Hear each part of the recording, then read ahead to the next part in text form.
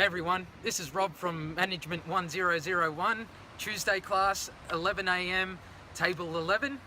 I'd like to just talk to you today about our case study, which is on mobile workers and whether it's viable for them to be working at home or working in the office or wherever they want. Today is the video report, so I just want to make sure that we're having a bit of fun with it and that you enjoy yourselves while watching it. Thanks.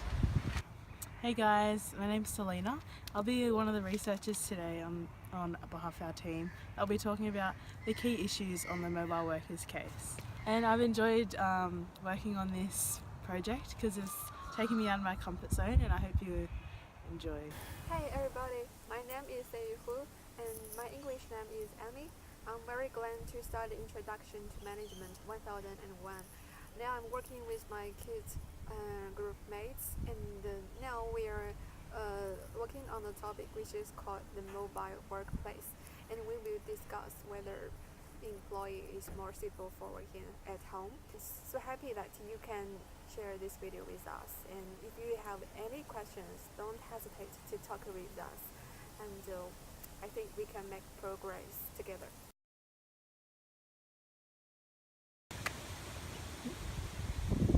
So anyway, in January 2011, there was a huge flood in Brisbane.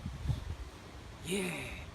But seriously, back then when the flood did come, the CBD was extremely flooded, and a lot of places were affected, like Suncorp and the university. Suncorp was still able to have at least 2,000 employees working from home. They were still able to service customers with their Access Anywhere system. The university was still able to send files and all the work to their lecturers and faculty and even the students via email services. This didn't cause any mayhem because it was already a system that most of them knew. Yes, so we're going to talk about the three key issues, being lack of communication, the quality control of workers, managers in the workplace, and the issues with finance, such as assets and equity. I'm going to pass it on to Selena, and she'll go through these key issues with you. Oh, hey guys, sorry, I was just doing my squats. So our key issues today, we'll start with the first one. We have lack of communication. With lack of communication, it could lead to loss of interpersonal communication skills. So when you're working with your mobile office, you are not working with colleagues, so you're not face-to-face, you're not getting that face-to-face value. You're more on your own at home, and essentially staff need to spend at least a day or two with co-workers, so just to get that group culture and to maintain clients. So potentially lack of communication could lead to creating uncertainty and potentially lead to conflict and stress for workers at home. The lack of communication could also decrease staff motivation, competition and participation, because they won't be with their co-workers, they'll be just at home by themselves. Okay, so without going into too much detail, the following will be based on operations management and control, and also project management and control. These things will help to ensure that the communications are working properly and soundly. If you ask me, how can the manager communicate with employees? Well, I just want to tell you that they can just have the online meeting, maybe twice a week or once a week. They can talk about something during the online meeting. Also, they can use the chat apps like the Facebook or Snapchat to talk about what they want to know. And also, they can through the email, and they can type off the key points and the plans, and the managers can organize them well, because now the internet is everywhere and everybody needs it. So I think it's also the future trend for people to work at home. Thanks, Amy, for that. So what Amy's points were very relevant to how we could solve these problems. The internet is very important. So you've got things like online meetings and emails and Skype and all the other social media aspects that you could use. From there, we could have the drama of the internet crashing or power failing or anything like that. We need contingency plans for these. Contingency plans could be, especially for the high priority work, we could have everything backed up completely all the time. If something did fail, we could take it straight into the office and it's backed up as recent as possible. Hey, over here. Ooh. So our second point for the key issues would be the quality control of the management teams and the workers from mobile workplaces. So our first point would be the ability to control over the workforce could lead to distractions at home. Examples for distractions at home would include, say, if you had kids or leisure activities such as TV or sports or even social media. There will be no one at home to monitor you on your work ethic. So in the case, control is in virtual organisations occurs through extensive use of video conferencing and the internet. This could be seen as a unreliable source. Technology doesn't always go to plan, and there could be technical difficulties or glitches.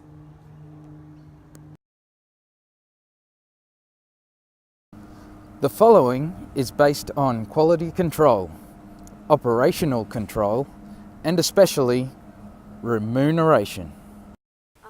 Hi everybody, in this case, if I am the manager in this company, maybe I will recommend them to use the incentive remuneration because in this case, people they prefer to work at home. It means that they don't like too many stress and pressure.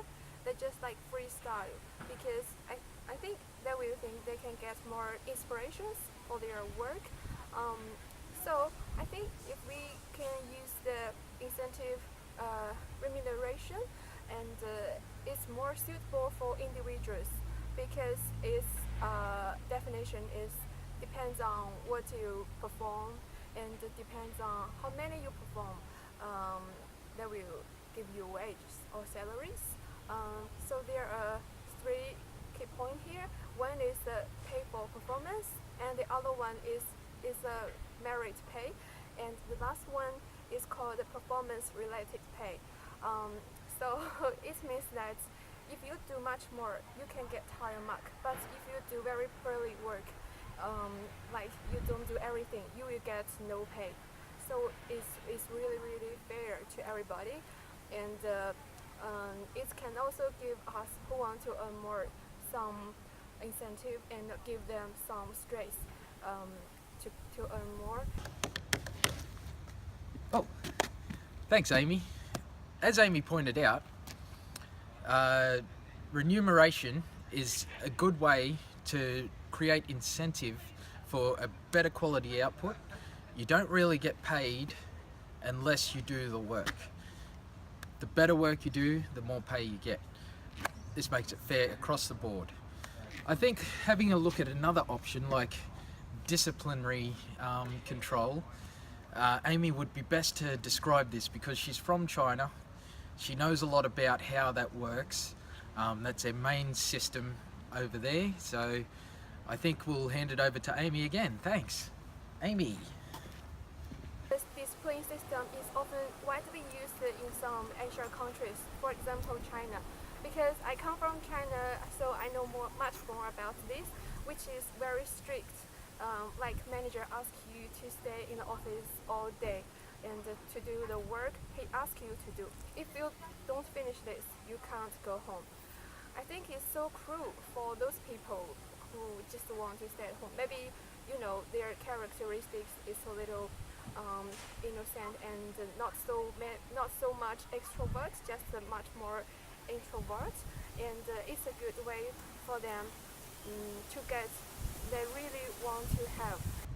As Amy discussed, the disciplinary control method, it is restricting for the employees to get their creative output.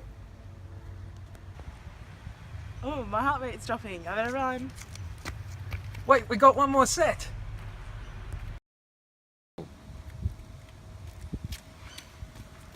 Oh, hey guys. So our third point for the key issues is the financial strain on the business. So if you invest your investments into equity, land, capital, and equipment they could not be getting their return on the suitable return that they should be getting, back to their potential. The following is based on financial control, ensuring that all aspects of the finance are in accountable measure. So we're going to ask Amy how she would look at it from a business point of view. Thanks, Amy.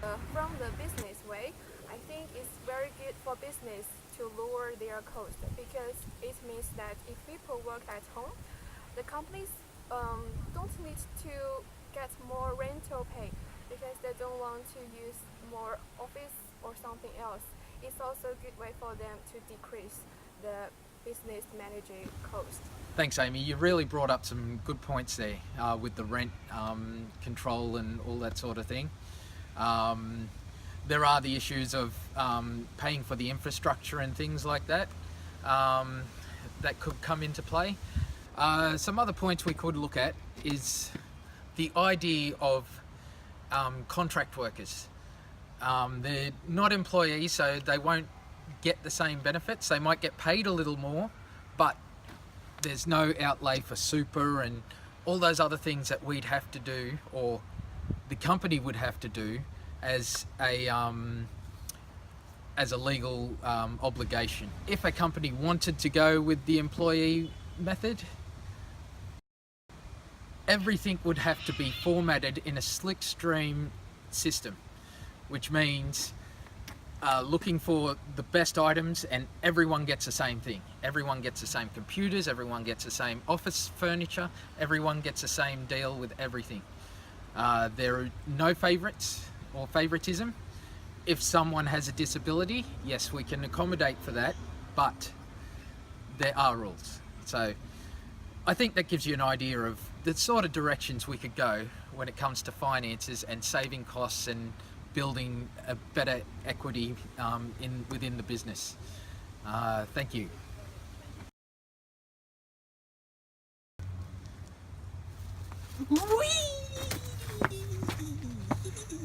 Well, that was a bit overdone. As you can tell, we're at the conclusion, so we could get into the real stuff. As we discussed in the beginning, the first key issue was on the lack of communication and the problems that could come with that. There could have been technical difficulties or anything like that. With the office, you get face-to-face value. You don't get that when you're in a mobile setting. But if we in place strong systems to combat each thing, have contingency plans and so forth, the company could create a better way of establishing better communications if something was to go wrong. This can really help maintain a mobile office within the workforce. Key issue number 2, quality control, my favorite. As Amy discussed, remuneration, great idea when it comes to quality control. It's what you put in is what you receive. So in other words, if you put in the effort, you'll receive more for it, especially when it comes to dollars, ching ching. We're a lot more creative. We have to be more innovative because things are changing in the workplace. There's more technology than we can poke a stick at. So if we keep going in this direction, as Amy had stated once before, the internet and everything electronic is the future. So we just got to keep going. We're in the right path here, people. And as we're going on, it's key issue number 3. Yeah. So, as you can tell, I'm tired, but we're going. Now, when it came to key issue number 3, this was the financial side of things. Without the problem of rent, the business can use it towards more capital, more investments, more everything to grow the business. Mobile workers are just perfect, and that for most businesses that really don't need them in the workshop. The bonuses are we could build equity or the money in our pockets by self-employment, as we touched on. Contractors, they have to outlay all their own things, pretty much. This would save us costs.